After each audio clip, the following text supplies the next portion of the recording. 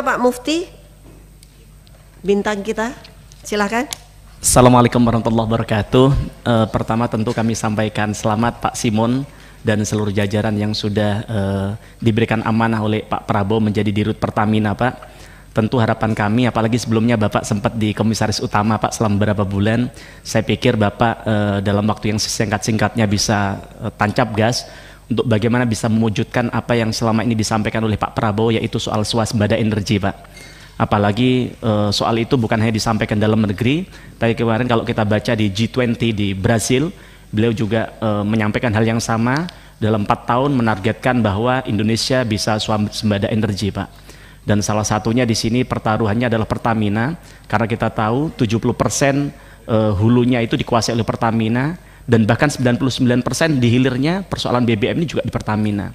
Maka harapan kami Bapak bisa mewujudkan apa yang menjadi cita-cita dan harapan Pak Prabowo dan masyarakat Indonesia pada umumnya, Pak.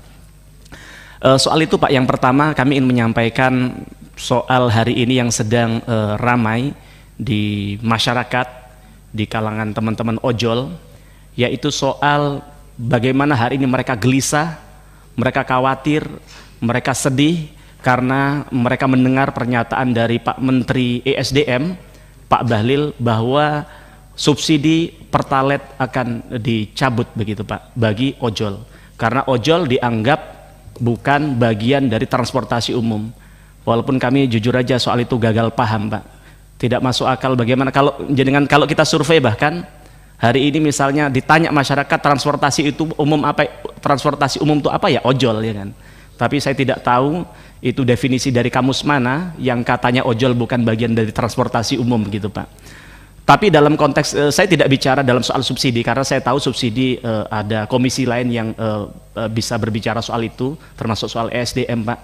Tapi dalam konteks ini adalah bagaimana ternyata ojol hari ini mereka sudah terdesak. Bagaimana mereka harus bersaing dengan mereka dikenain tarif aplikasi 20%. Kemudian juga saya tahu bahwa negara kita, Pak Prabowo punya cita-cita mewujudkan lapangan kerja sebanyak-banyaknya di era kepemimpinan beliau. Tapi jangan tahu bahwa ojol ini, Pak, ada 4 juta orang yang hari ini mengharapkan menyandarkan hidupnya dari soal ojek online, Pak. Begitu. Nah, tapi kemudian saya tahu dari 4 juta orang tadi mereka punya istri, punya anak, punya keluarga yang tentu jumlahnya jauh lebih besar dari itu, begitu. Tapi kemudian kalau subsidi ini kemudian dicabut, rakyat kita, masyarakat kita, kemudian ojol tidak bisa mengakses Pertalite itu dengan mudah seperti transportasi umum yang lain, ya mereka pada saatnya akan mati juga, begitu, Pak. Sehingga lapangan kerjaan juga akan berkurang, begitu. Nah, dalam konteks Pertamina ini yang ingin saya sampaikan kepada Bapak adalah kita coba belajar. Saya kemarin coba membaca-baca. Ternyata mungkin oke lah kalau Pertalite mungkin kita tidak bisa seterusnya bisa memberikan subsidi kepada rakyat. Juga itu tidak mendidik, kan begitu, Pak. Tapi bagaimana tugas Pertamina ke depan adalah mewujudkan, menghadirkan energi yang mudah dan murah bagi rakyat. Saya coba tadi malam setelah banyak ojol menyampaikan masukan kepada kami, Pak, kami coba mencari exitnya apa sih kira-kira yang bisa diberikan Pertamina kepada rakyat kita, khususnya ojol ini, Pak. Oke lah, Pertalite misalnya tidak ada itu, ya kan. Tapi kemudian kalau kita bicara Pertamax, Pak, Pertamax 92, ternyata negara tetangga kita, Malaysia, yang saat itu mereka belajarnya ke Indonesia, di sana hanya 6.800, Pak, per liter. Tapi jenengan tahu di kita rata-rata di tahun 2024 harganya 12.500, walaupun hari ini 12.100. Tapi coba saya kalkulasi rata-rata 12.500. Artinya apa? Harganya jauh lebih murah 50% dibandingkan Petronas Malaysia, begitu. Apakah kemudian pertanyaan, apakah kemudian ketika Petronas itu, Malaysia itu bisa menghadirkan BBM murah untuk rakyat, apakah mereka rugi? Tidak juga. Setelah saya dapatkan datanya tadi malam, ternyata keuntungan laba dari Petronas adalah 267 triliun, 4 kali lipat daripada laba Pertamina, Pak. Mereka sudah bisa menghadirkan BBM yang murah untuk rakyat, tapi juga mereka untung, tidak kemudian rugi, begitu. Nah, maka ini tantangan bagi Pertamina, bagi Pak Simon. Apalagi kalau tadi lihat Bapak semangatnya, Ibu pimpinan kita bilang sampai subuh Bapak siap, ya betul, Bapak terverifikasi sebagai lulusan Taruna Nusantara, Pak. Nah, jadi harapan kami Bapak kami minta kepada Bapak Kira-kira mungkin tidak? Kita tidak muluk-muluk Pak, kita tidak minta rakyat kita subsidi, rakyat kita bukan pengemis Pak, mereka kerja keras yang malam ojol ini Pak. Coba sekali-kali Bapak naik ojol Pak, Masya Allah Pak, mereka ini kadang untuk bayar SPP anaknya loh tidak bisa Pak, begitu. Maka kalau sampai kemudian subsidi ini dicabut oleh pemerintah, maka Pertamina harus hadir, bagaimana menghadirkan Pertamax bisa setidaknya, kami tidak muluk-muluk seperti Malaysia sudah, bisa nggak 8.000 kira-kira, setara dengan misalnya Pertalite deh misalnya, kan begitu. Nah caranya apa? Tentu perlu ada efisiensi, termasuk kemudian hulu energi bisa dioptimalkan agar bisa kemudian bisa menciptakan ini yang lebih besar begitu Pak. Kemudian yang kedua, hari ini juga sedang banyak menjadi pembicaraan di masyarakat soal BBM kualitas Pertamax yang dimiliki oleh Pertamina itu buruk Pak. Kalau kemarin kemudian setelah ada viral yang kasus sepeda motor macet itu, ada kasus sepeda motor macet itu, kemudian dari pihak Pertamina menyatakan setelah diuji oleh PIPB ternyata katanya itu bukan karena faktor Pertamax, tapi memang karena faktor motornya, mobilnya yang memang tidak fit begitu. Tapi harapan kami Pertamina, Pak Simon juga tidak bisa percaya begitu saja terhadap bawaan Bapak. Masa sih jutaan rakyat Indonesia kalau saya scroll di TikTok itu Pak, itu mengatakan hampir yang bahasanya sama, mereka salah satunya mereka bilang apa Pak, ketika saya ambil garis benang merahnya, ternyata hampir semua mengatakan bahwa kualitas Pertamax ini ketika orang isi Pertamax milik Pertamina ini Pak, motornya berbet Pak, yang kemudian lama-lama motornya macet dan rusak, dan ini bukan 1-2 orang Pak, ribuan. Saya tidak bisa hitung lagi berapa jumlahnya, Bapak bisa tim Bapak bisa hitung itu. Kalau perlu ditindaklanjuti, ditanya namanya siapa, alamatnya di mana, ininya apa ya kan. Jadi harapan kami agar kemudian kualitas Pertamina, integritas Pertamina bisa dijaga, agar apa yang sudah dilakukan oleh founding father kita yang bersusah payah menciptakan Pertamina ini, agar bagaimana bisa kepercayaan bisa tetap terjaga. Karena jenengan tahu seperti di dapil saja Pak. Kan mohon maaf, orang beli mobil tidak semudah Bapak beli mobil Pak, mereka harus kredit bertahun-tahun, sehingga ketika punya mobil mereka harus elus-elus bagaimana dia mengelus-elus istrinya di rumah, betul itu Pak. Nah sehingga ketika dia punya mobil, mereka memikirkan bagaimana ini bisa dapat BBM yang sehat dan baik untuk mobilnya. Dan jenengan tahu dapil saya Pasuruan Pak, tapi mereka jauh-jauh beli BBM ke Surabaya dan ke Malang untuk biar bisa beli di namanya BP Pak.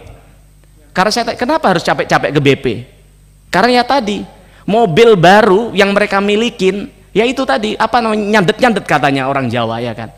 Bahkan lama-lama harus turun mesin gara-gara kualitas BBM dari Pertamina. Dan yang kedua, ternyata jauh lebih hemat, walaupun kadang harganya juga tidak terlalu berbeda jauh, tapi ternyata juga secara kualitas, secara performa juga jauh lebih baik dan lebih hemat begitu. Nah ini tentu kami minta kepada Pak Dirut, Pak Simon, di rapat berikutnya Bapak sudah menyampaikan kepada kami paparan soal ini sejujur-jujurnya, dan kami minta tindak lanjutin itu Pak, jangan didiamkan itu masyarakatnya di media sosial itu Pak.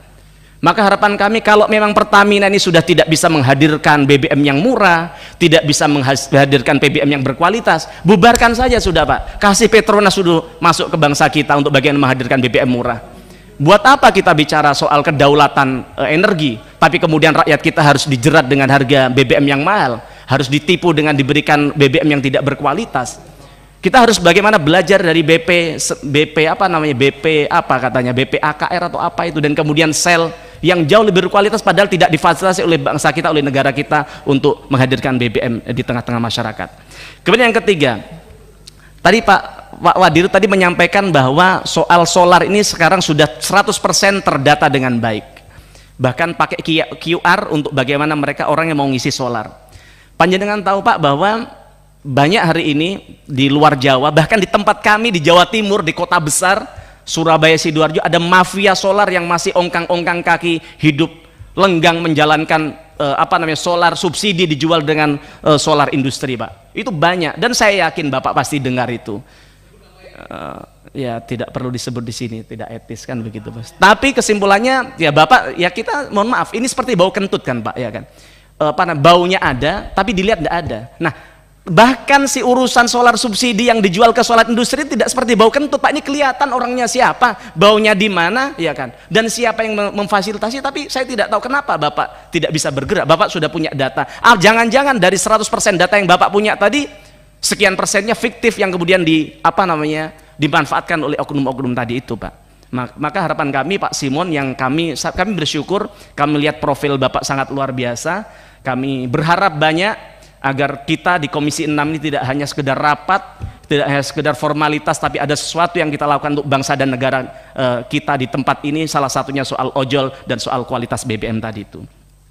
Kemudian selanjutnya Pak, soal harga aftur. Kami mengapresiasi tadi Bapak sampaikan di salah satu anak usaha Bapak ada namanya Pelita Air, Pak. Kami jujur kami apresiasi ke Pelita Air. Pak Dirut tadi mana Pak Dirut Pelita Air? Nah, hebat ini Pak. Karena saya tidak kenal, saya baru tahu hari ini, tapi kami kalau ke daerah sekarang nyari pesawat yang on time, yang ekonomis ya Pelita Air, Pak. Nah, tepat waktu juga kata Pak Andri. Saya nggak tahu ke Padang ada nggak Pak? Kayaknya belum ada. Oh, ada sudah, ya. Oh, sehari sekali ya. 3 kali sehari. Tapi maksud kami apa Pak? Ini kan mafia penerbangan kan tidak bisa diberantas begitu saja Pak. Kita bisa bicara saja soal Lion Air yang bikin tarif yang ugal-ugalan.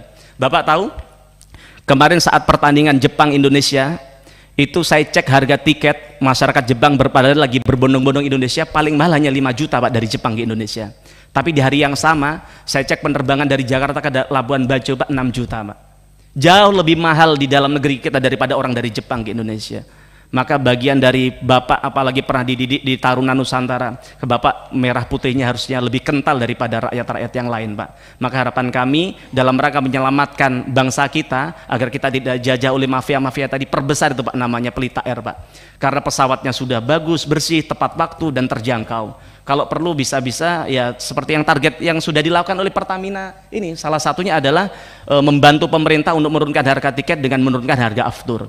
Tapi apakah dengan menurunkan harga aftur 10% tadi sudah cukup untuk rakyat kita? Tidak, ya kan? Karena hari ini juga harga tiket masih mahal. Maka solusi lain adalah bagaimana Bapak bisa mendorong agar orang, kalau zamannya di Inka Pak, semantau kereta api sampai hari ini, walaupun Pak Jonan sudah berapa puluh tahun lalu jadi dirut KAI, tapi orang kalau lihat KAI selalu ingat namanya Pak Jonan.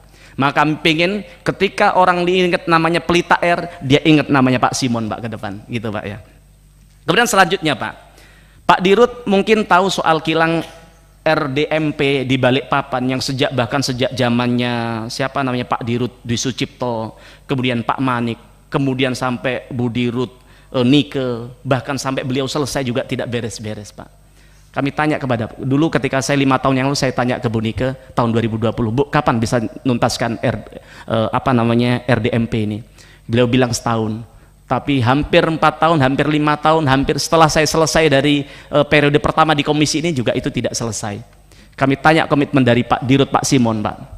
Bapak ini kan pernah dididik dengan semi militer Pak. Saya yakin Bapak punya terobosan. Kami tanya kepada Bapak bulan apa, di tahun keberapa RDMP ini bisa selesai Pak. Karena kalau kita lihat Pak di pembukuan Pertamina, saya coba buka-buka tadi malam, bahwa konon di dokumen Pertamina, jika mega proyek kilang Pertamina diselesaikan tepat waktu pada tahun 2025, maka kita bisa ekspor solar Euro 5 Pak. Dan kemudian produksi kilang Pertamina bisa mencapai 1,8 hingga 2 juta barel per hari. Nah tentu kalau itu bisa tercapai Pak, kita tidak perlu impor-impor BBM lagi Pak. Itu aja dari kami, kurang lebihnya mohon maaf. Assalamualaikum warahmatullahi wabarakatuh.